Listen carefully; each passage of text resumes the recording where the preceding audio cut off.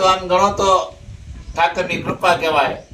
આ ત્રિવેણી સંગમ અને ત્રિવેણી સંગમ જે ભેગું થયું છે, જેમ એમ કહે છે પ્રયાગરાજમાં ગંગા, જમના અને સરસ્વતી એની ગોળ્યા ત્રણેય ભાઈની જે મોજ છે, ગીરના જે ફૂલ ખીલ્યા છે, અને એમાંય ડેહડાના માણસો ભાભી દાદા દેશના, અને એ ત્રણેય ભાઈઓ જે દુઆ આપણે હાલભાઈએ મોજ કરાવી, નાનભાઈએ મોજ કરાવી, હવે એમના ભાઈ બીજા મૂળાભાઈ છે એની પાસેથી કઈ ભાઈ તમને મોજ પડે ને એવા દુઆ ઠપકારો દેશી ભાષામાં આપણા હાલવા દો જો થઈ.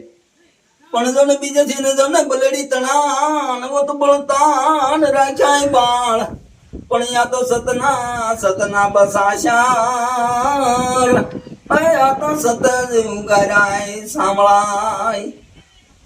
પણ જો ને રામો ને કહું રામદેવ, અને વો તો હીરાન કહું જાલ, પણ યા તો જે નર ને રામો પીર ભેટિયા,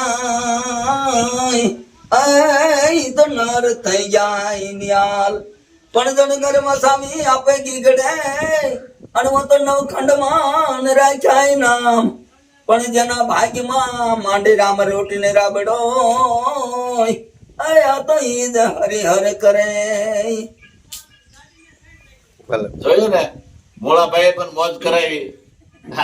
આ તો માલધારીની કાંઈક મોજ જ નોખી હોય. અને એમાંય ગીર, આ ગીરના મહેમાન જે થાય ને, એટલે તે કીધું છે કે ઝૂંપડાની ખાનદાની મૂકી છે આમાં, કે પંડ ભૂખ્યા રે ફેરવી દઈશું પ્રેમ વિના પકવાન, બીજાના દુઃખ સુણી માથડા દેશે કુરબાન. ઝૂંપડીએ કોક જાજો, એના મહેમાન તો થાજો. ઝૂંપડું શું છે અને ઝૂંપડાની ખાનદાની શું છે, એ તમે જાવ ને તો ગાંડી ગીરની માલપા નેહડામાં પગ મૂકો ને દાદા નેસમાં, ના તમને આ અનુભવ થાય કે આપણા પંચાલના માણસો જે છે અને ગીરમાં કેવો વસવસાટ કરે છે.